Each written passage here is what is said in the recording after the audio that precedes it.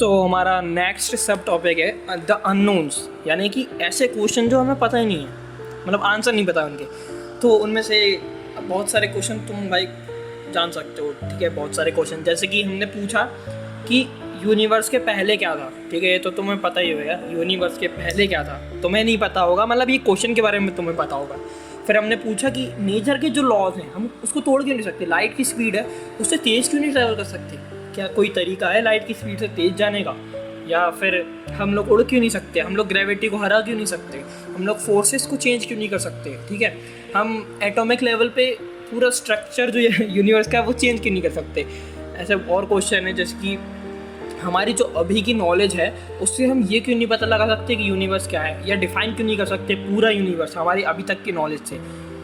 वैसे तो एक स्पेशल थ्योरी है, थ्योरी ऑफ स्ट्रिंग, पर फिर वो पूरे यूनिवर्स एक एक सिंगल एटम एक चीज़ को भी मतलब वैसा नहीं कर सकती ना। वैसे तो एटम पे बेस्ड है, जान दो यार। हाँ, फिर एक और चीज़ आ जाती है कि हमको कितना जानना होगा कि हम लोग यूनिवर्स को पूरा समझ पाए, कितनी नॉलेज हमें चाहिए होगी, कितनी ऑब्जर्वेशन, कितने आइडियाज़ हमें चाहिए होंगे कि हम यूनिवर्स को समझ पाए बेसिक लेवल पे। एकदम समझ चुके हैं बेसिक लेवल पे, पर ऐसी अंडरस्टैंडिंग जो हमें पूरा समझा दे कि यूनिवर्स है क्या चीज़, ठीक है। फिर हम लोग आ जाते हैं कॉस्मोलॉजी गिव एन आंसर।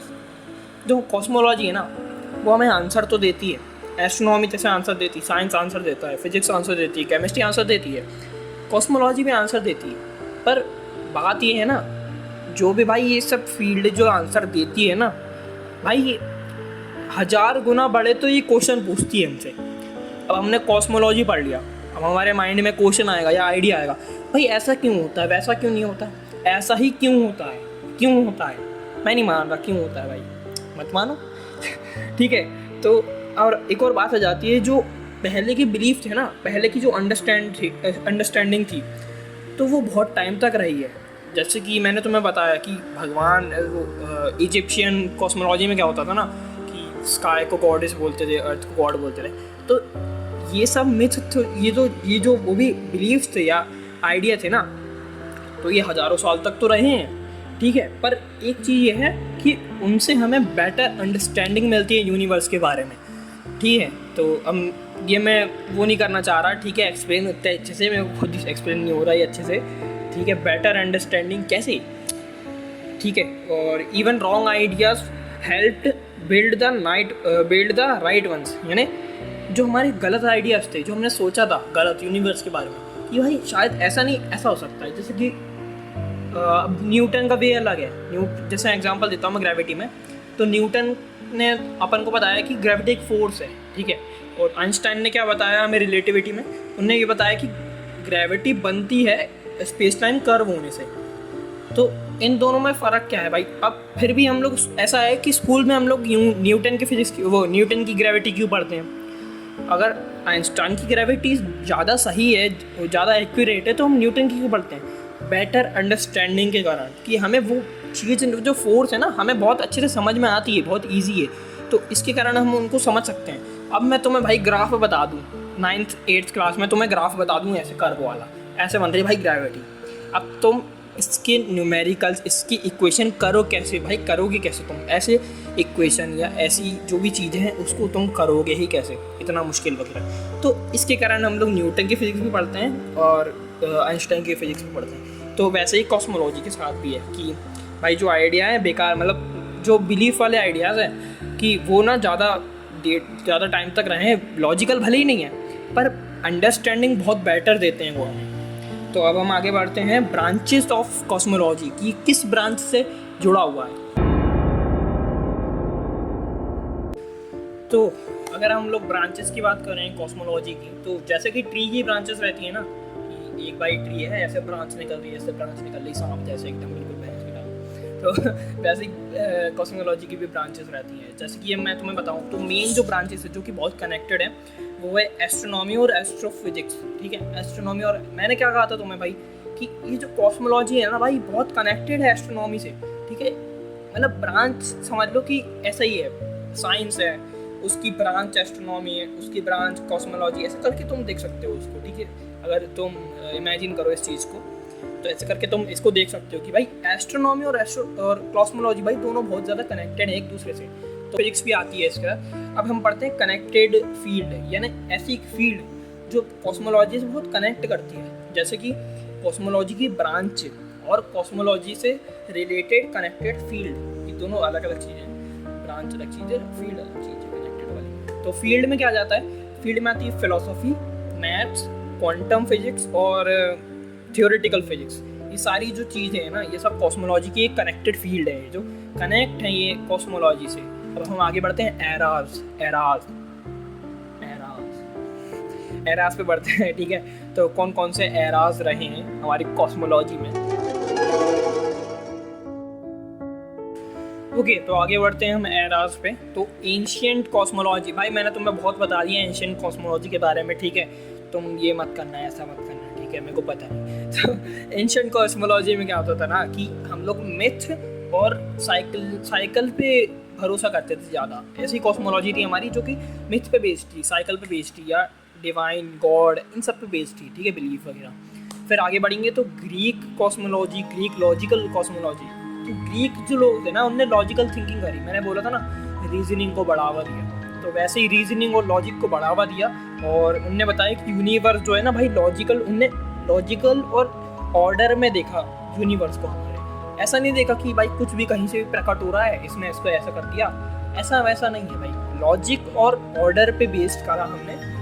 हाँ, जैसे कि वो है ना सर्टेन और अनसर्टेन, जैसे क्वांटम मैकेनिक्स अनसर्टेन है, कभी भी कुछ भी कहीं से भी जाता है। और हमारा यूनिवर्स बाहर का फिजिकल यूनिवर्स, ये भाई सर्टेन है कि भाई हमें पता है आगे क्या हो सकता है, ग्रेविटी क्या है, प्लेनेट किस टाइम पे कैसे मूव करेगा। तो वैसे ही इनने भी ऐसा देखा यूनिवर्स को, ठीक है। फिर आता है जियोसेंट्रिक मॉडल। अब तुमने बहुत सुना होगा कि जियोसेंट्रिक मॉडल, भाई अब तुम्हें लग रहा होगा ना सोना सोना। तो जियोसेंट्रिकल मॉडल में क्या है ना, अगर तुम्हें पता नहीं है तो इस टाइम पे क्या होता है ना, जियोसेंट्रिकल मॉडल पे हमारी जो अर्थ है ना, उसको माना जाता था कि बीच में है हमारी अर्थ, वही है अर्थ सेंटर में, सब चीज़ उसको रिवॉल्व कर रही है, मतलब ऑर्बिट कर रही है। फिर हमारा आ जाता है हीलियोसेंट्रिक मॉडल। जियोसेंट्रिक मॉडल और हीलियोसेंट्रिक मॉडल ये दोनों एक प्रकार के ही है, थोड़ा सा ही फ़र्क है। उसमें हमारी जियोसेंट्रिक मॉडल में हमारी अर्थ सेंटर में, हीलियोसेंट्रिक मॉडल पे हमारा सूरज बीच में है, ठीक है। वैसे देखा जाए ना तो हमारा सूरज माना जाता है बीच में ही है यार। अगर तुम थोड़ा और डीप में जाओगे ना तो हमारा सूरज भी पूरा बीच में नहीं है। वो जुपिटर और सैटर्न की ग्रेविटी जो है ना वो बहुत ज़्यादा, तो उसके कारण भी सूरज थोड़ा सा एक्सेस पे घूमता है, थोड़ा सा, ज़्यादा नहीं, थोड़ा सा।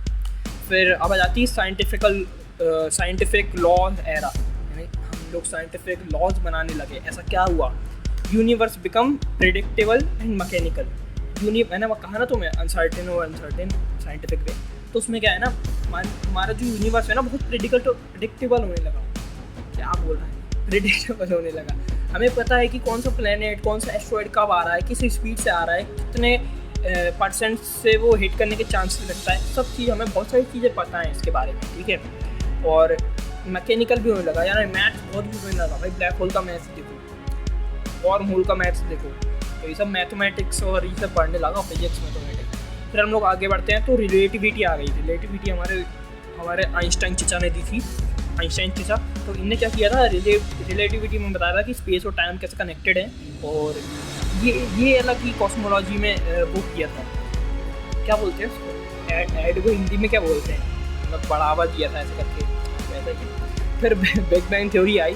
तो ये कोई है बिग बैंग का क्रिएटर, बिग बैंग थ्योरी का क्रिएटर। मैं नाम दे डालता हूँ, ये मेरे को पढ़ते नहीं पड़ता भाई। तो उसने बोला था प्रिमेबल एटम,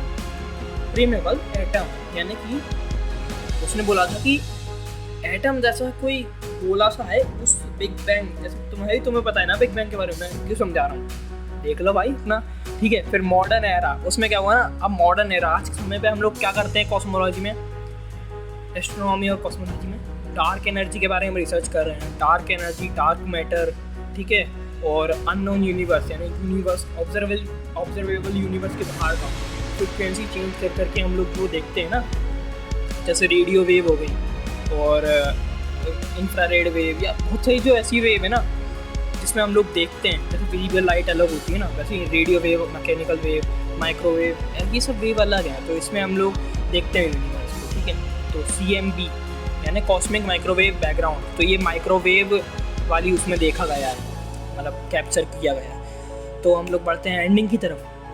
हाँ सो वेट करो भाई, मैंने एंडिंग के लिए कुछ बचा के रखा है, ठीक है। तुम जाना नहीं, ठीक है। मेरे को पता है कि तुम लोग यही सुनने वाले हो कि सब्सक्राइब लाइक करो, पर उससे पहले जाना नहीं है, पहले सुन के जाओ। मैंने कुछ लिखा है, ठीक है, शायरी या जो भी कहो तुम्हें। हमने सितारों को समझना चाहा, पर हर रोशनी के पीछे एक और अंधेरा निकला। हमने सितारों को समझना चाहा, पर हर एक रोशनी के पीछे एक और अंधेरा निकला, ठीक है। फिर ढूंढने चले थे जवाब इस अनंत दुनिया के, ढूंढने चले थे जवाब इस अनंत दुनिया के, पर हर मोड़ पर सवालों से भरा हुआ एक घड़ा निकला, ठीक है। मुझे पता नहीं तुम्हें पसंद है आई कि नहीं भाई, मैं यार क्यों करता हूँ यार ऐसे काम भाई, बहुत ऑकवर्ड लगता है। कोई नहीं, तो थैंक्स फॉर वॉचिंग गाइस, ठीक है। एकदम आराम से देखिए ना वीडियो, एकदम कोई टेंशन नहीं, कोई टेस्ट नहीं है, कोई क्वेश्चन नहीं है। तो भाई सब्सक्राइब कर देना, लाइक कर देना, बहुत मेहनत करी है यार मैंने, तुम जानते नहीं हो मैंने कितनी मेहनत करी भाई। देखो ये फ़ोन लाया मैं माइक के लिए, ठीक है, मेरे पे माइक नहीं है। फिर ये इस पर मैंने ये वीडियो चलाई, ठीक है। वीडियो मैंने इसलिए चलाई क्योंकि फेस पे ग्लो आता है, थोड़ा क्वालिटी कंटेंट की कोशिश करी मैंने। ये मैंने टेलीस्कोप यहाँ रखा, मैंने ये वाला माउंट यहाँ रखा, ठीक है। और मैंने लिखा है इतना सारा 3-3 पेज भर के एकदम। तो ये सब भाई मेहनत लगती है यार, कर दिया करो ना सब्सक्राइब इसलिए करा करो ताकि ये जो है ना वीडियो या मेरा चैनल ये और लोगों तक पहुंच सके, ठीक है, ताकि और लोग भी ज्ञान ले पाएँ। बहुत क्या है ना, ज्ञान भाई फ्री में मिल रहा है ना भाई, लेना चाहिए। सही मेरा तो यही लॉ है कि भाई जहाँ ज्ञान फ्री में मिले वहाँ ले लो, पकड़ लो, अपने पास रख लो, ऑब्जर्व कर लो, ऑब्जर्व मतलब एब्जॉर्व कर लो अपने अंदर, वो भाई रखे रहो। तो चलो एंड करते हैं वीडियो को फटाफट से। Thanks for watching and I don't want to yap more, so let's end this video, bye and wait for the next video. By the way next video मैं केमिस्ट्री के ऊपर डालने वाला हूँ, क्योंकि केमिस्ट्री और कॉस्मोलॉजी भाई दोनों को सेम वोट मिले, 42% वोट केमिस्ट्री और कॉस्मोलॉजी को। केमिस्ट्री वैसे ही नहीं पसंद यार, तुमने और वोट करके डाल दी, चलो कोई नहीं, ठीक है। और मैं देख रहा हूँ यार फिजिक्स को इतने कम क्यों वोट मिल रहे हैं भाई, फिजिक्स ने तुम्हारा क्या बिगाड़ा है भाई, कैसे लोग हो यार, ज़्यादा स्पेस में इंटरेस्ट आ रहा है। चलो बाय, बाद में मिलते हैं।